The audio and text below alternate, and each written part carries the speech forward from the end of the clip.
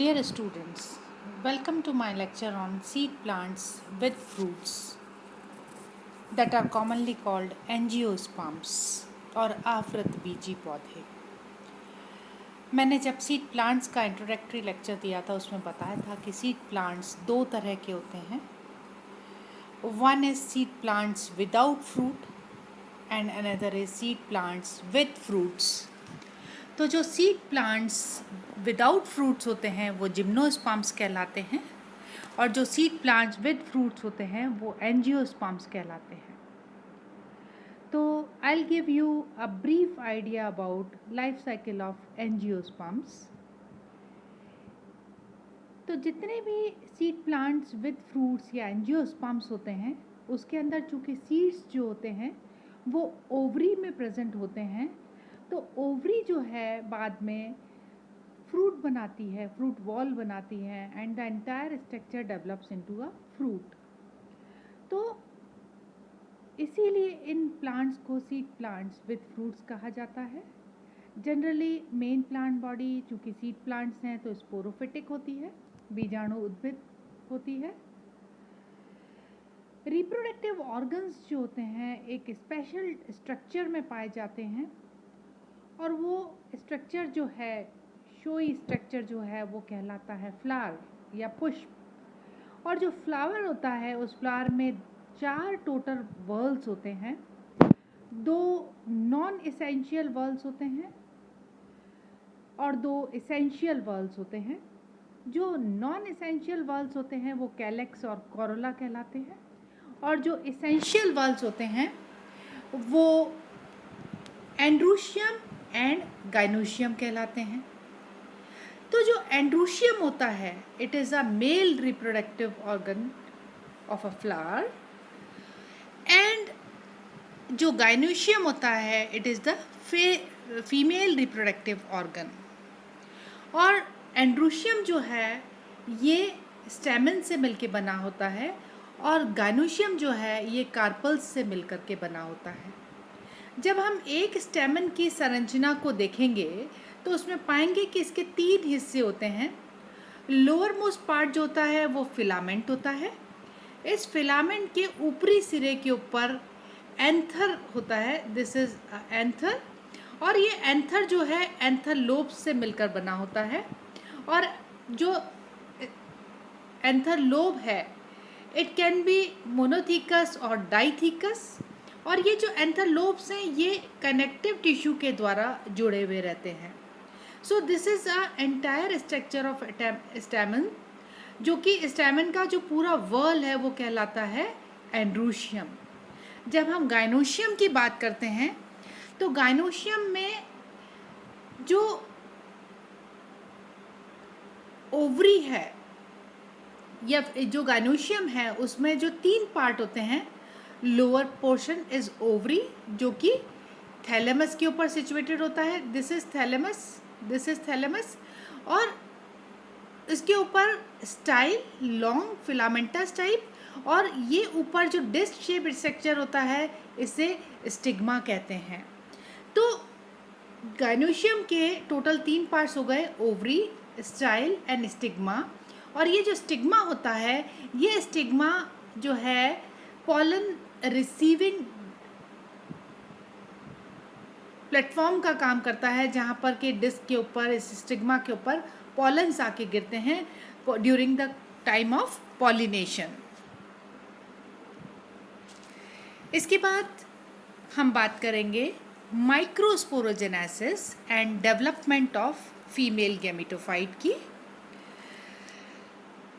This is the transfer section of anther और इस anther में आप जो 4 चैम्बर्स देख रहे हैं, 1 2 3 4, ये जो 4 चैम्बर्स देख रहे हैं ये 4 चैम्बर्स, ये चतुष्कोष्ठीय संरचना आपको नज़र आ रही है और ये चारों चैम्बर जो हैं ये माइक्रोस्पोरेंजियम है। ये माइक्रोस्पोरेंजिया जो हैं, ये माइक्रोस्पोरेंजिया का जब हम स्ट्रक्चर देखेंगे इन ट्रांसफर सेक्शन ऑफ एंथर तो आप पाएंगे कि इसमें मल्टी लेयर्ड एंथर वॉल होती है और ये जो मल्टी लेयर्ड एंथर वॉल होती है ये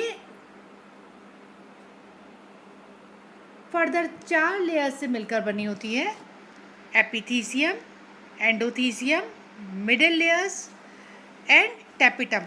ये जो टैपिटम होती है ये न्यूट्रिटिव टिश्यू का काम करती है, जो डेवलपिंग जो स्पोर्स हैं उनको न्यूट्रिशन प्रोवाइड करती है। और अंदर ये जो टिश्यू दिख रहा है आपको, this is called the sporogenous tissue. और ये जो स्पोरोजिनस टिश्यू होता है, बेसिकली इस स्पोरोजिनस टिश्यू से माइक्रोस्पोर मदर सेल्स डेवलप होती है। तो each cell of this sporogenous tissue act like a microspore mother cell. और ये माइक्रोस्पोर मदर सेल जब it undergoes meiotic division, it forms spore tetrads. और ये जो स्पोर टेट्राड्स जो बनते हैं, ये इनका अरेंजमेंट जो होता है, स्पोर टेट्राड्स जैसा कि नाम से पता पड़ रहा है कि 4 माइक्रोस्पोर्स इनमें डेवलप होते हैं।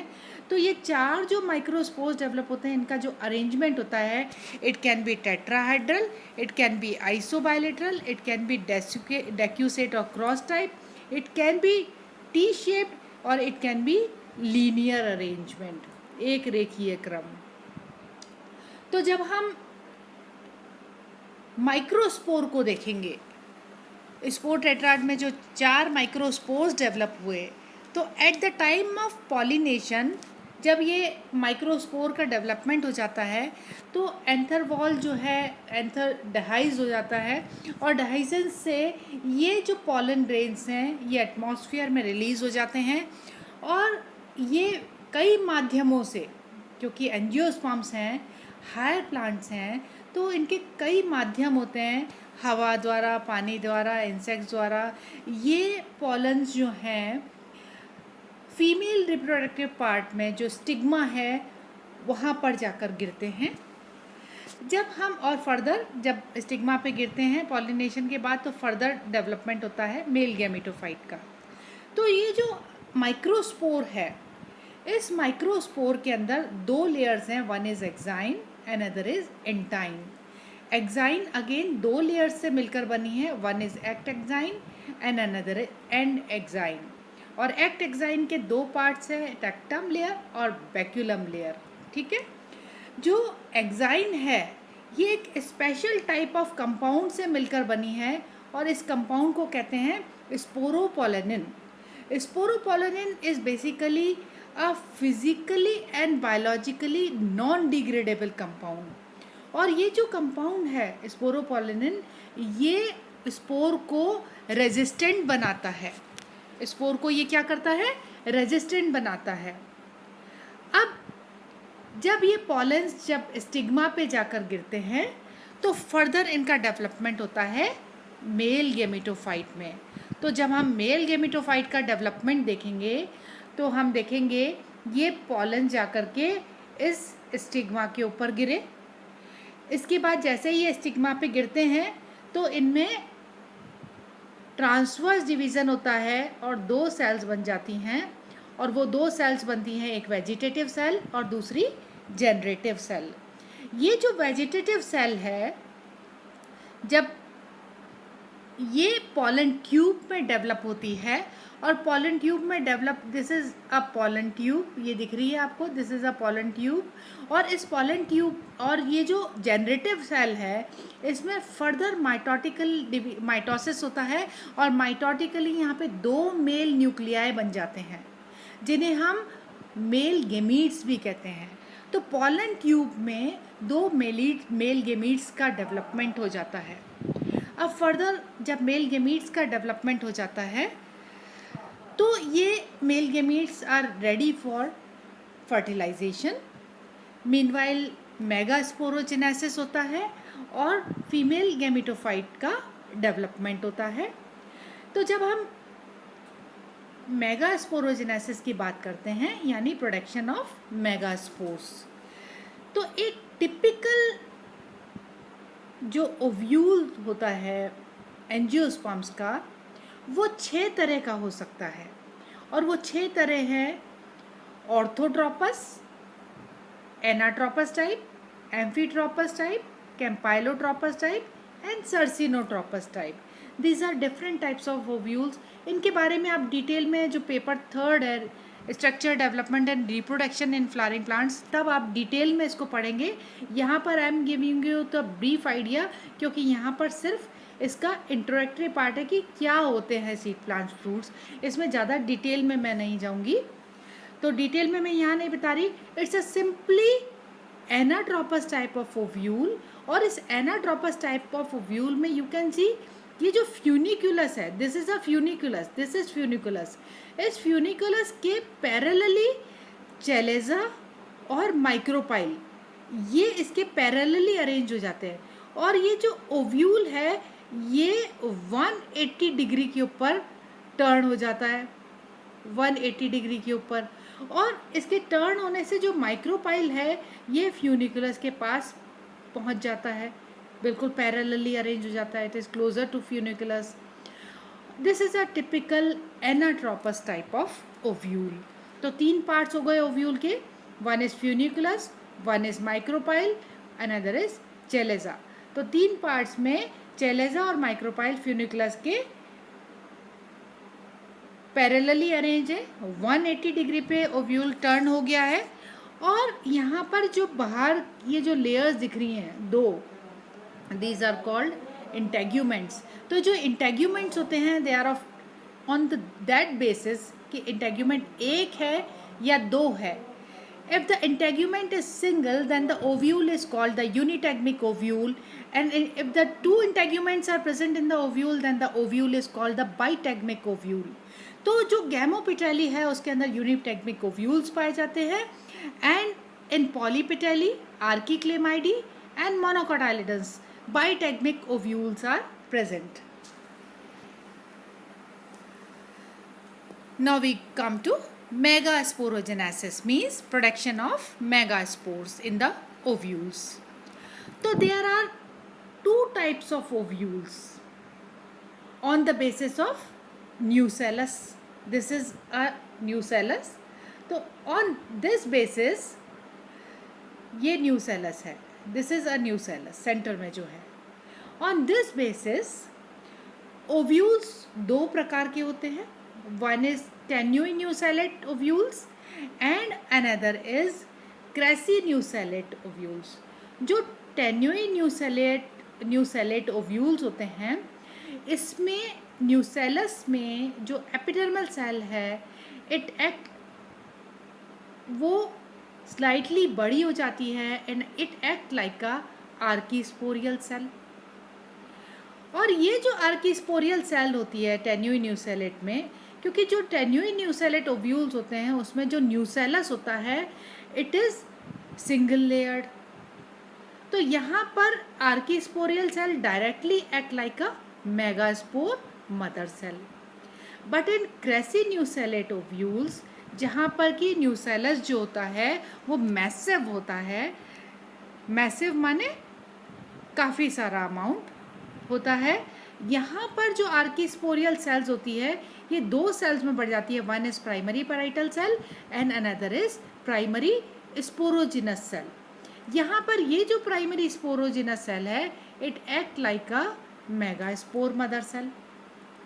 तो जो मेगास्पोर मदर सेल है इसमें मियोटिक डिवीज़न होगा और टोटल 4 मेगास्पोर्स बन जाएंगे. और ये जो 4 मेगास्पोर्स होंगे they can be linearly arrange, they can be T shaped, they can be tetrahedral arranged. So अगर हम टिपिकल एंजियोस्पर्म्स की बात करें तो टिपिकल एंजियोस्पर्म्स के अंदर जो अरेंजमेंट होता है वो बेसिकली लीनियर अरेंजमेंट होता है. Now we come to development of female gametophyte. तो जो डेवलपमेंट ऑफ फीमेल गेमिटोफाइट है ये फीमेल गेमिटोफाइट माने embryo sac.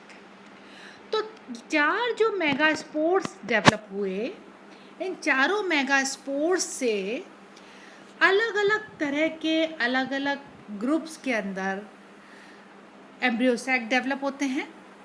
Can be monosporic type, can be bisporic type, can be tetrasporic type. तो total angiosperms में 3 तरह के एम्ब्रियो सैक डेवलप हो सकते हैं. लेकिन जो सबसे ज़्यादा कॉमन है वो है 8 nucleated polygonum type of embryo sac जो कि मोनोस्पोरिक टाइप का होता है। तो जब हम 8 nucleated polygonum type of embryo sac को देखेंगे तो इसके अंदर आपको टोटल 8 न्यूक्लियाई नज़र आएंगे। 3 तो एंटीपोडल सेल्स, 2 पोलर न्यूक्लियाई और 3 एग एपरेटस में। तो टोटल कितनी हो गई? टोटल हो गई 8। अब 8 में से 3 जो एंटीपोडल सेल्स हैं they are present at the chalazal end, और जो एग एपरेटस है it is present at micropylar end. और ये एग एपरेटस क्या होता है? एग और सिनर्जिड्स को मिलकर बनता है। 2 सिनर्जिड्स होती हैं और 1 एग होता है, और बीच में ये जो 2 हैं ये 2 पोलर न्यूक्लियाई हैं जो फ्यूज़ होकर के सेकेंडरी न्यूक्लियस बनाते हैं। So this is the structure of a 8 nucleated polygonum type of embryo sac. अब बहुत इम्पॉर्टेंट चीज, now we come to fertilisation. जब मेल गेमीट्स का डेवलपमेंट हो जाता है, पोलन ट्यूब एंटर होती है ओव्यूल के अंदर या मेगास्पोरेंजियम में, तो ये 3 रास्तों से एंटर हो सकती है। ये एंटर हो सकती है माइक्रोपाइल से, जिसे हम कहेंगे पोरोगेमी। ये एंटर हो सकती है चेलेजोगेमी यानी चेलेजल एंड से, और तीसरा मीजोगेमी, बीच में कहीं से भी एंटर हो सकती है, दिस इज कॉल्ड मीजोगेमी। और ये एंटर होने के बाद जो मेल गैमीट्स हैं उस पोलन ट्यूब से ट्रैवल होते हुए और ये कहाँ पहुँचती है? सपोज़ ये पोलन ट्यूब एंटर होती है माइक्रोपाइलर एंड से, तो पोलन ट्यूब आ जाती है इस एग के पास में, और यहाँ आने के बाद पोलन ट्यूब बर्स्ट होती है और ये 2 मेल गैमीट्स को रिलीज़ कर देती है इन द एम्ब्रियोसैक। अब ये जो 2 मेल गैमीट्स एम्ब्रियोसैक में रिलीज होते हैं with the help of a pollen tube, अब फर्टिलाइजेशन होगा, और ये फर्टिलाइजेशन मैंने बताया साइफोनोगेमस टाइप का होगा, यानी with the help of a pollen tube होगा। तो नाल युग्मकी निषेचन को साइफोनोगेमस टाइप ऑफ फर्टिलाइजेशन कहा जाता है। और यहाँ पर एंजियोस्पर्म्स में बहुत इंपॉर्टेंट फीचर है double fertilisation and triple fusion. Double fertilisation यानी 2 फर्टिलाइजेशन होते हैं। कैसे? एक मेल गैमीट फ्यूज़ होता है इस सेकेंडरी न्यूक्लियस से और क्या बनाता है?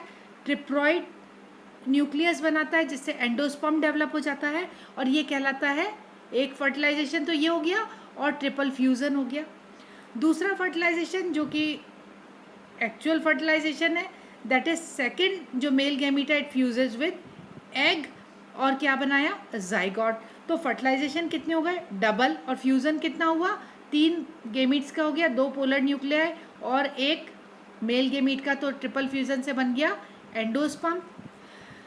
This is called the double fertilisation and triple fusion. और ये जाइगोट जो बनता है it act like a mother cell of the embryo, और यहाँ पर जो एम्ब्रियो विकसित होता है वो जाइगोट की एपिकल सेल से विकसित होता है। बेसल सेल से सस्पेंसर डेवलप होता है, और एम्ब्रियो जो डेवलप होता है उसमें कोटाइलिडन्स की जो संख्या होती है इट कैन बी 1 और 2 मोनोकोटाइलिडन्स और डाइकोटाइलिडन्स।